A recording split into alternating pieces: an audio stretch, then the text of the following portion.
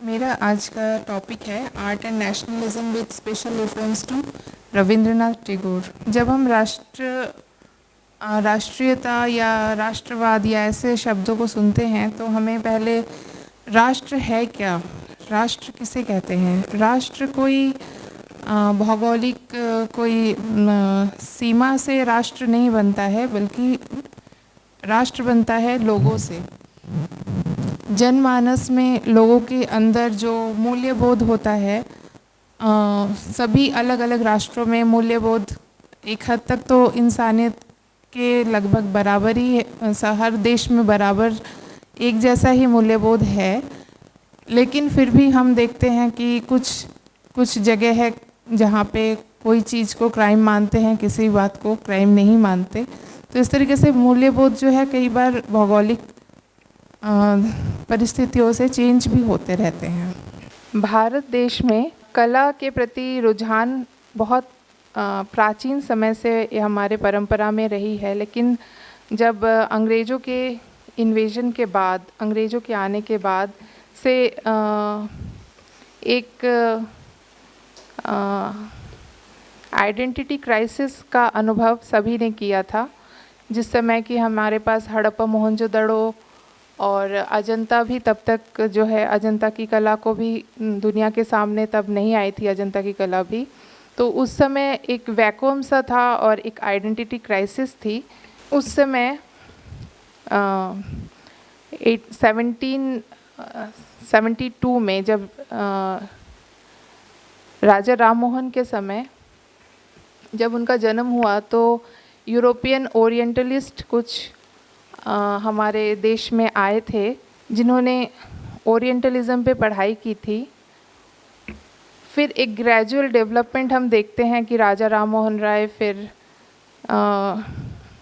देवेंद्रनाथ टैगोर, महर्षि देवेंद्रनाथ टैगोर, और उसके बाद फिर ऐसे कई अलग अलग जीनियस हम कह सकते हैं जिन्होंने ब्रह्म समाज, आर्य समाज, इन सबको जो रूप दिया। उसके बाद फिर हम जिस दौर की बात हम कर रहे हैं रविंद्रनाथ टैगोर की, उस दौर तक हम पहुंचते हैं। तो हम बात कर रहे थे कि राष्ट्र जो है वो लोगों के जनमानस के मूल्यबोध से बनता है। तो हम इस बात पे चर्चा कर रहे हैं कि देश क्या है, राष्ट्र क्या है और क्या उसकी कला होनी चाहिए। इस विषय में उस समय 1902 में जब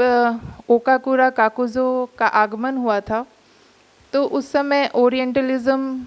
हमारे देश में तो पहले से भी ओरिएंटलिज्म की पढ़ाई भी होती थी और पढ़ाया भी जाता था और लोग जानते भी थे। फिर भी उनके आने से इस चीज़ को इस पैन एशियन कल्चर को जो है एक विस्तार मिला, एक आपस में एक बातचीत के माध्यम से, आदान प्रदान के माध्यम से कई और रास्ते खुले, जिसमें हम देखते हैं कि ताइकान और हिशिदा जब आए थे ओकाकुरा काकुजो के कहने के बाद, उन्होंने भेजा था रविंद्रनाथ टैगोर के पास शांति निकेतन में दोनों को जापानीज़ आर्ट को यहाँ पे भारत में सिखाने के लिए। तो इस तरीके से हम देखते हैं कि कला के आदान प्रदान से जो है हम धीरे धीरे हमारी जो पहचान है उस पहचान को एक रूप मिला। पहले क्या था कि जब मैंने पहले भी बताया कि तब हड़प्पा मोहनजोदड़ो की खोज भी नहीं हुई थी और ना ही अजंता से हम वाकिफ़ थे। तो उस समय जो एक वैक्यूम था उसको फिलअप करने में काफ़ी हद तक जो है इस ओरिएंटलिज्म के इस आदान प्रदान से और इस सिस्टर निवेदिता का भी इसमें बहुत बड़ा योगदान रहा है। ओकाकुरा काकुजो और सिस्टर निवेदिता ने मिलित प्रयास के द्वारा ये जो एक मूवमेंट में एक जो जान आई, इस नेशनलिस्ट जो फर्वर था उसमें वो जो है पुष्पित और पल्लवित हो पाया। तो इस दिशा में ये सिर्फ एक अलग अलग इंस्टेंसेस नहीं है या अलग अलग लोग नहीं है, नहीं है, क्योंकि रविंद्रनाथ टैगोर के साथ सिस्टर निवेदिता का, ओकाकुरा काकुजो, ईवी हेवेल और ए.के. कुमार स्वामी, इन सभी का बहुत एक स्टेला क्रैमस्ट्रिच, इन सभी का बहुत अच्छा एक डिस्कशन, एक आदान प्रदान ऐसे लगातार होता रहा, और जिसके वजह से अवनींद्रनाथ टैगोर को भी मार्ग मिला, उनको भी दिशा मिली, और उनको वो भारतीयता को सही मायने में हमारे सामने प्रस्तुत करने में सक्षम हुए। जब हम 2019 की में बात करते हैं तो हम पाते हैं कि हरिपुरा पोस्टर्स जो है जो नंदलाल बोस के द्वारा निर्मित हुआ था 1938 में, ये गांधी जी के द्वारा जो है इसका कांग्रेस के लिए जो है कमीशन वर्क किया था नंदलाल बोस ने। लेकिन इसमें जो उन्होंने चित्रों की अभिव्यंजना जो की, वो पूरी तरह पूर्णतः इसको भारतीयता के से ओतप्रोत हम मान सकते हैं, क्योंकि उसमें उन्होंने जो स्ट्रॉन्ग बोल्ड लाइन की का एक प्रयोग किया, उसमें बैकग्राउंड्स, कलर्स, सब्जेक्ट्स भले ही डिफरेंट होते थे उनके, लेकिन एक स्टाइल में एक रसता थी, एक हार्मनी थी, एक सामंजस्य, और एक स्टाइल को उन्होंने मेंटेन करते हुए और जो फॉर्म्स को लेके उन्होंने काम किया, उसमें रिदम प्रधान एक छंद जो है, छंद को उन्होंने महत्वपूर्ण इन सारे पोस्टर्स में हम देख सकते हैं कि छंद की बहुत बड़ी भूमिका रही। उन्होंने साधारण लोगों को उन्होंने सब्जेक्ट बनाया, जैसे कोई तबला प्लेयर है, कोई सितार प्लेयर है, कोई मिट्टी खोदने वाला है, कोई घरेलू औरत है जो बच्चे को गोद में लेके है, कोई हो सकता है कि सब्जी काट रही हो। ऐसे ऐसे सब्जेक्ट्स भी उन्होंने 400 से ज़्यादा पोस्टर्स बनाए। पोस्टर्स क्या थे? वो तो दरअसल पेंटिंग्स थे, क्योंकि उन पेंटिंग्स का यूज़ हम देखते हैं कि पोस्टर्स के रूप में हुआ है, तो इसलिए हम उसको पोस्टर्स के नाम से ही हम उससे मतलब अभिहित होते हैं। तो इस प्रकार नंदलाल बोस का जो हम अभी वेनिस बिनाले में जब ये जा रहा है और इसका बहुत ये चर्चा में भी है इस समय, तो हम देखते हैं कि नंदलाल बोस और हरिपुरा पोस्टर्स तक की जो यात्रा है इतनी सरल नहीं थी। इसमें बहुत सारे लोगों का योगदान था, उसमें ख़ास तौर से रविंद्रनाथ टैगोर की भूमिका पे हम बात कर रहे हैं। जब हम राष्ट्रीयता और कला की बात करते हैं तो उस समय के हमें पॉलिटिकल जो अनरेस्ट जो चल रहा था, जो उस समय दो तरीके की मानसिकता से लोग काम कर रहे थे भारतीय, कि एक तो जो सभी चीज़ों को मतलब नॉन वायलेंस थे और नॉन वायलेंट थे, और एक थे एक्सट्रीमिस्ट। तो जो एक्सट्रीमिस्ट थे उनकी वजह से ब्रिटिशर्स को यहाँ से इनको खतरा महसूस हुआ, क्योंकि उस समय जो है बंगाल जो है ईस्ट बंगाल और वेस्ट बंगाल में बटा हुआ नहीं था। 1905 में जब ये बंग को भंग करने की जब एक अंग्रेज़ों की एक नीति आई, तो इसका विरोध जो है सबने किया। उसमें रविंद्रनाथ टैगोर ने प्रमुख भूमिका अदा की, भले ही वो राजनीतिविद नहीं थे लेकिन उन्होंने देश को मार्गदर्शन देने और देश के हित में बात करने से वो कभी भी नहीं चूके, और हर लेक्चर में, हर आर्टिकल में, हर जगह जहाँ पे भी वो विदेशों में, देश के अलग अलग प्रांतों में जहाँ पे भी वो गए, उन्होंने हमेशा जो है राष्ट्रीयता और राष्ट्रवाद की बात की। तो यहाँ तक हम 1905 तक देखते हैं कि रविंद्रनाथ के जो व्यूज़ हैं वो राष्ट्रभक्ति से ओतप्रोत हैं। उसके बाद के भी व्यूज़ उनके ऐसा नहीं कि वो राष्ट्रभक्ति से वो हट गए हों, लेकिन समय के साथ उनके व्यूज़ में तब्दीली आती है, वो हम बाद में अभी देखेंगे। इस समय तक रविंद्रनाथ के जो आर्टिस्टिक जो उनका एस्थेटिक व्यू है, उसके बारे में जब हम चर्चा करेंगे तो इसमें ये हम पाते हैं कि इस समय तक इनके आइडियल्स जो थे आर्टिस्ट, वो राजा रवि वर्मा और मात्रे, ऐसे लोग, जेपी गांगुली, ऐसे लोग जो हैं उनको उन्होंने जो है एक आइडियल आर्टिस्ट के तौर पे माना और उन पे जो है उनका कई सारे जगह हम उसके रिकॉर्ड्स भी देखते हैं कि उन्होंने बात की, जब उन्होंने अवनींद्रनाथ टैगोर से जब आर्ट की बात करते हैं तो उन्होंने कहा कि राजा रवि वर्मा के पेंटिंग्स को देखो और उससे कुछ सीखो, और इस टाइप की कई जगह पे उनके ऐसे वक्तव्य आए हैं जिससे उनके एकदम अर्ली फेज़ के जो उनकी आर्ट की समझ थी या उनका जो देखने का नज़रिया था वो हमें पता चलता है। तो इन चारों का जो योगदान है, EB Havell, Okakura Kakuzo, sister Nivedita और ए.के. कुमारस्वामी, इन चारों की भूमिका भारतीय कला में पुनर्जागरण काल में ख़ास तौर से बहुत ही अहम है। कुमारस्वामी ने लिखा है in essays in national idealism में,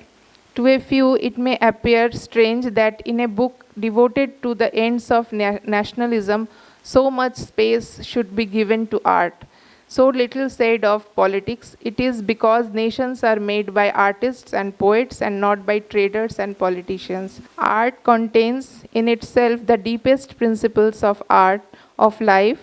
the truest guide to the greatest art, the art of living. ये जो बात उन्होंने ए.के. कुमारस्वामी ने अपने किताब में की, इसमें हम देखते हैं कि उन्होंने कहा है कि उन्होंने सबसे ज़्यादा जो एरिया है, किताब तो उनकी नेशनल आइडियलिज़म पे है, लेकिन उन्होंने सबसे ज़्यादा जो स्पेस है वो डिवोट किया है आर्ट को, क्योंकि उन्होंने ये माना है कि ये जो देश है,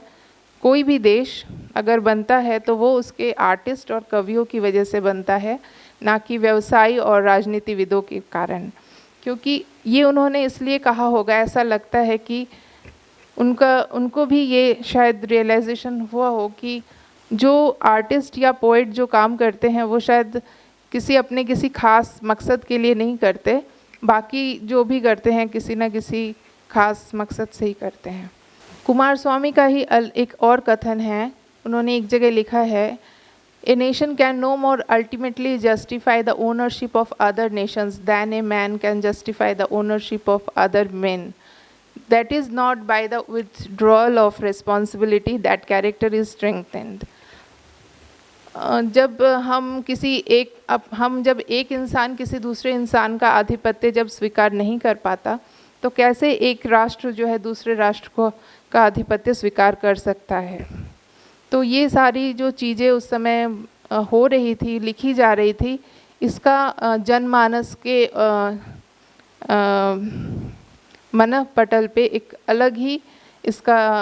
प्रतिबिंब दिख रहा था। 1905 में एक बात हुई थी जो कि, और एक बंग भंग के साथ ही वो भी एक बहुत बड़ी खास चीज़ थी, जिसका उल्लेख जो है रविन्द्रनाथ टैगोर के बेटे ने जो है अपने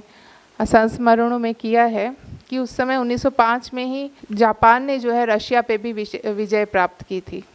इस समय उन्होंने अपने संस्मरण में लिखा है कि उस दिन उन लोगों ने बहुत इस चीज़ को सेलिब्रेट किया, इस बात को जो है एज ए इंडियन जो है उन्होंने इस चीज़ पे खुशी जताई कि हम इंडियन हैं तो क्या हुआ, जापान जो है क्योंकि एशिया का ही देश है और वो अगर ये कर सकता है तो हमें भी अपनी आज़ादी ज़्यादा दूर नहीं दिखती है। उनका तो यहाँ तक भी कथन था कि उस समय जो अनुशीलन समिति करके एक ग्रुप था जो कि एक्सट्रीमिस्ट कहते थे या टेररिस्ट भी उस ज़माने में कहे जाते थे वो, तो उस समय उन्होंने उनसे भी वादा किया था कि जब वो कलकत्ता में जाएंगे, क्योंकि वो शांति निकेतन में रहते थे, तो उन्होंने कहा जब भी मैं जाऊंगा तो मैं उस समिति में भाग लूँगा, ऐसा रविन्द्रनाथ के बेटे ने अपने संस्मरण में लिखा है। तो इस प्रकार से वो जो दौर था वो उसको हमें पहले ये उस दौर में जाना पड़ता है जब उस चीज़ को रियलाइज़ करने के लिए कि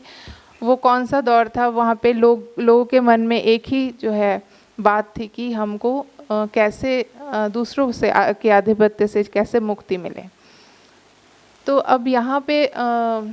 A.K. कुमार स्वामी का ही एक जगह पे ये कोटेशन है जिसमें उन्होंने कहा है कि उन्होंने जापान को एक आइडियल के तौर पे माना। उन्होंने कहा कि to many persons it may appear incredible that the consistence of Japan statesmanship and strategy, far reach of her military plans,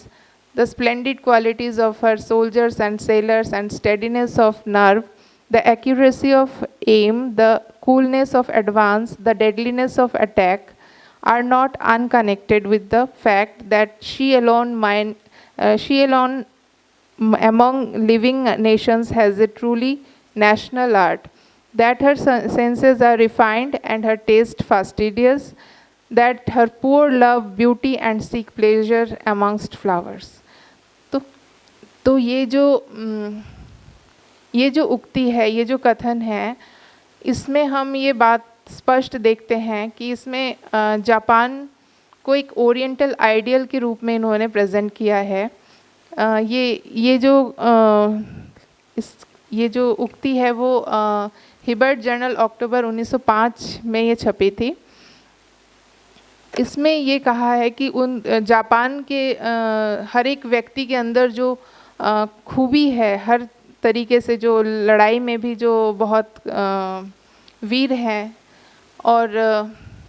जब वो लक्ष्य को भेदते हैं तो वो बहुत शांत हैं, और इस तरीके से कई सारे उन्होंने मेटाफर्स का यूज़ किया है। तो हम देखते हैं कि इसमें उन्होंने कंक्लूजन में यही कहा है कि ये क्यों है ऐसा, इसलिए है क्योंकि वही एकमात्र जो है एक ऐसा राष्ट्र है जिसके अंदर जो है कला जीवित है, जीती है। वो लोग, यही बात रविंद्रनाथ टैगोर ने भी एक बार एक जगह में लिखा है कि जब वो लिखते हैं अवनींद्रनाथ टैगोर को कि तुम जोड़ासांको में अपने जो है बरामदे में बैठ के आर्ट करते रहोगे, पेंटिंग्स बनाते रहोगे, लेकिन वो कला जो है जीवन के जो संग नहीं है, जीवन से जो जीवन को जो लेके नहीं चलती अपने साथ, वैसी कला जो है वो जन की कला नहीं होगी। तो रविंद्रनाथ टैगोर भी इस चीज़ से जो है सहमत थे, बल्कि उन्होंने इस चीज़ को भारतीयों तक पहुंचाने की बहुत अपने अलग अलग तरीके से बहुत सारे माध्यमों से जो है उन्होंने कोशिश की कि भारत के हर इंडिविजुअल के जीवन में जो है वो कला होनी चाहिए। जीवन में जो है, जैसे कला तो हमारे वैसे तो फोक आर्ट में हम देखते हैं कि गाँव में महिलाएं जो है घर को सजाती हैं, भित्ति चित्र बनाती हैं, और इन सारी जगह तो हम कला को देखते हैं। लेकिन जो सो कॉल्ड जो प्रोग्रेसिव हो जाते हैं, जो गाँव से निकल के जो शहरों में आ जाते हैं, फिर वो इन चीज़ों को भूल के अपने दूसरे कामों में लग जाते हैं। फिर उनसे जो है, उनके साथ जो है कला का जो संबंध है वो धीरे धीरे छूट जाता है। तो उन्होंने कहा कि जो जापान में जो गरीब से गरीब इंसान भी है वो एस्थेटिक सेंस से भरपूर है, एस्थेटिक्स का उसको नॉलेज है, इसकी वजह से उसको गरीबी भी उसको छूती नहीं है। गरीबी से भी वो ऊपर जो है वो जाके जो है उसको उसके बियॉन्ड जाके जो है उसको वो फ्लावर्स को वो अप्रिशिएट कर सकता है, उसमें वो खुशी महसूस करता है। इसलिए भारतीयों में जो कि उन्होंने ये कमी ऐसा लगता है कि उन्होंने महसूस की होगी। हम देखते हैं कि रविंद्रनाथ के व्यूज़ जो हैं वो अलग अलग समय पे चेंज होते हैं। शुरुआत में तो वो जब स्वदेशी आंदोलन से के एक पुरोधा थे, उन्होंने स्वदेशी आंदोलन को एक तरीके से नेतृत्व प्रदान किया था बंगाल में कम से कम। लेकिन धीरे धीरे वहाँ पे जब उन्होंने ये महसूस किया कि नेशनलिज़म जब ह्यूमनिज़म के साथ, ह्यूमैनिटी के साथ जब वो कॉन्फ्लिक्ट में आती है, जब वो विरोध में आती है, तो फिर उन्होंने उस चीज़ से अपने आप को हटाने की कोशिश की थी। उनका जो जब हम रविंद्रनाथ की कला के बारे में बात करते हैं तो सिर्फ वो चित्रकला, तो वो बहुत देर से, बहुत बाद में उन्होंने चित्रकला में आए, जब उनकी उम्र काफ़ी हो चुकी थी और हो सकता है कि उन्होंने सोचा भी ना हो कि वो कभी एक विजुअल आर्टिस्ट बनेंगे। लेकिन वो अपने लेजर टाइम को पास करने के लिए अपने ख्यालों में ही उन्होंने कुछ कुछ ऐसे ड्राइंग्स बनाए जो कि बाद में बहुत विश्वविख्यात हुए, और उनको जो है ख़ास तौर से वेस्ट में उनकी विजुअल आर्ट के बारे में उनका कथन है कि वेस्ट ने उनको सराहा है, उनकी कला को पहचाना है। जबकि जो लिटरेचर में जो बात है वो इंडिया ने मतलब ईस्ट ने उनके लिटरेचर को पहचाना है, ऐसा उनका खुद का कहना है, और वेस्ट ने जो है इनके विजुअल आर्ट या चित्रकारी का जो काम है उन्होंने जो किया है उसको उन्होंने पहचाना है। इन एक जगह पे हम देखते हैं,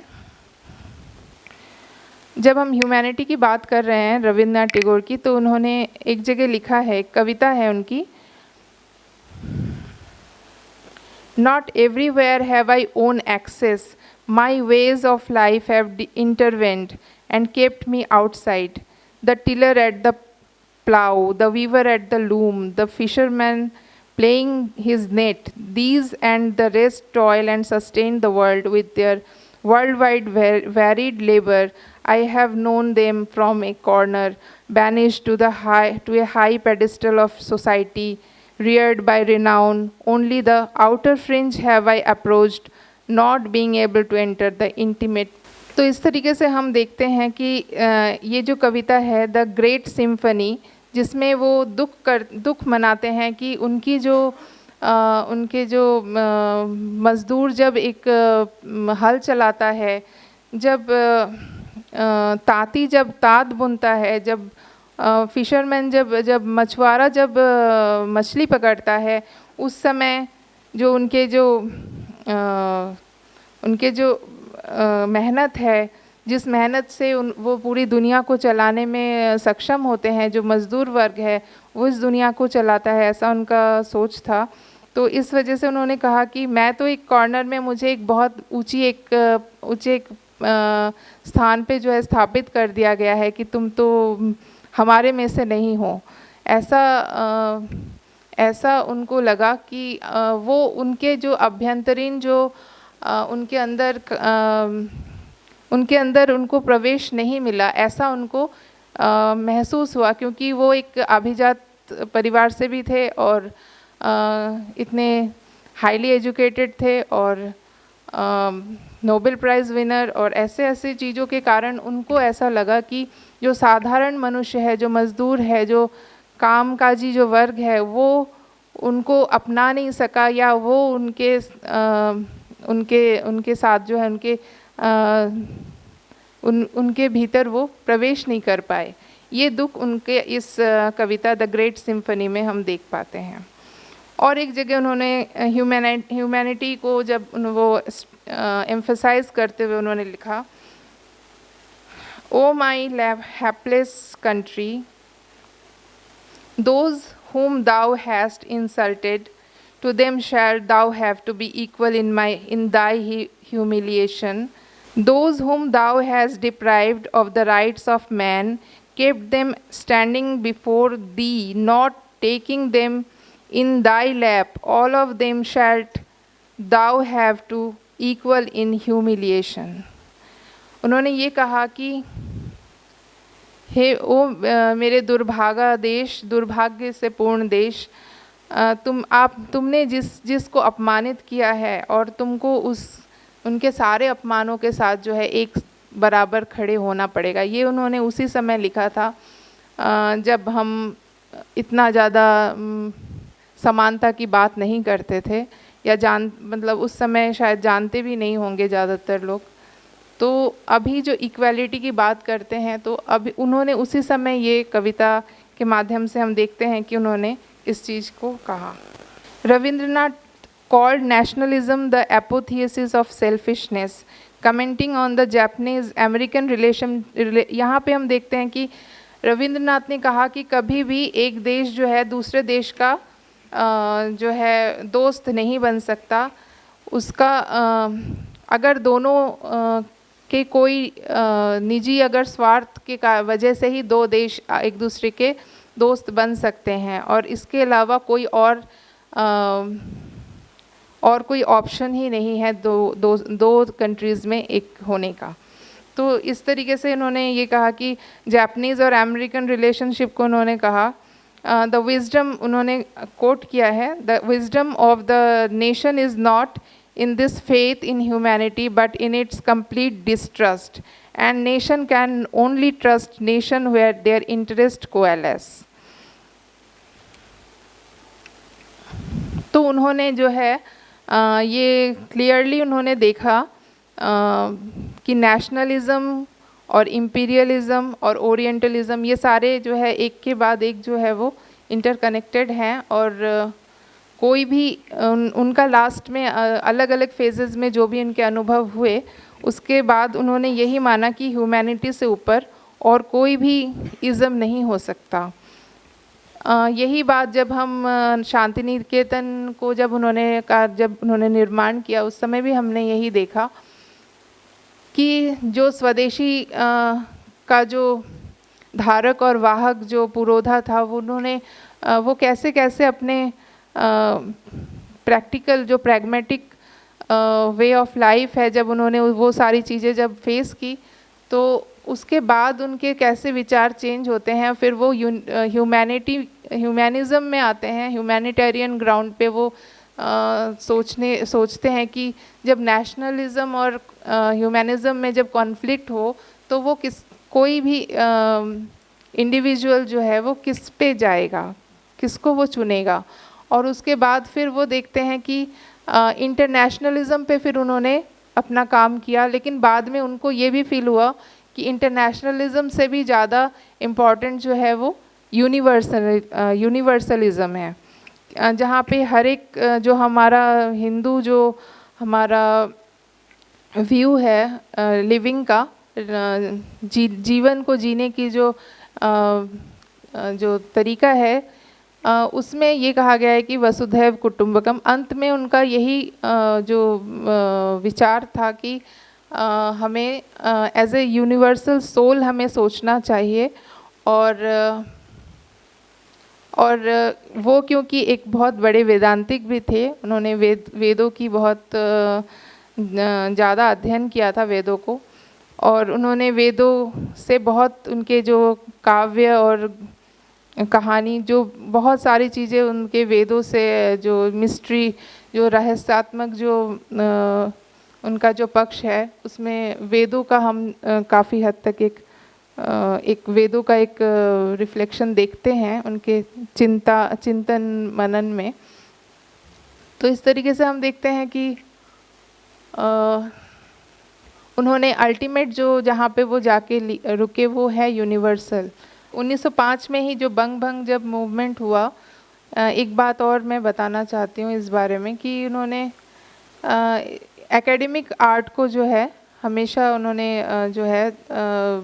जिसको शुरू में मैंने बताया कि जैसे रवि वर्मा और महात्रे को और जेपी गांगुली उनके आइडियल्स थे। बाद में 1905 आते आते जब ईवी हैवल से उनकी बातें हुई और ओकाकुरा काकुजो की से भी उनका जो विचार विमर्श हुआ, उसके बाद से हम देखते हैं, और उसके बाद जब ये बंग भंग हुआ तब वो पूरी तरीके से जो एकेडमिक आर्ट है, जो कि हम वेस्टर्न एकेडमिक्स से हमने जो इंडियन आर्ट पे जो एक तरीके से इम्पोज किया गया था, तो उसका इन्होंने विरोध किया, और सारे जो वेस्टर्न वैल्यूज़ हैं उसको उन्होंने नकार दिया। उन्होंने कहा कि ये हमारा है ही नहीं, और उन्होंने जो सो कॉल्ड जो भद्रलोक कल्चर का जो एक कॉन्सेप्ट था उस समय, उसके ऊपर उन्होंने आघात किया, और उन्होंने कहा कि infatuation with European art which are fostered by art schools has to be broken. तो इस तरीके से हम देखते हैं कि रविंद्रनाथ के व्यूज़ जो है वो कला को लेके और राष्ट्र को लेके कितने ज़्यादा वो एम्फैटिक थे। और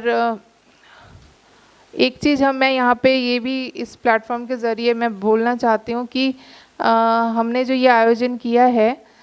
7 दिवसीय, तो ये 7 दिवस में जो अलग अलग हमारे स्पीकर्स आए हैं और उन्होंने जो बातें की हैं, तो इस तरीके से हम भी इस चीज़ को एम्फेसाइज़ करना चाहते हैं कि ये इंटरडिसिप्लिनरी एक टॉक, एक इंटरेक्शन होना चाहिए हमारे यूनिवर्सिटी में। इसके माध्यम से जो है अलग अलग विषय के विद्यार्थियों को भी अलग दूसरे दूसरे आयामों से वो परिचित हो पाएंगे और उस चीज़ से वो लाभ उठा सकते हैं।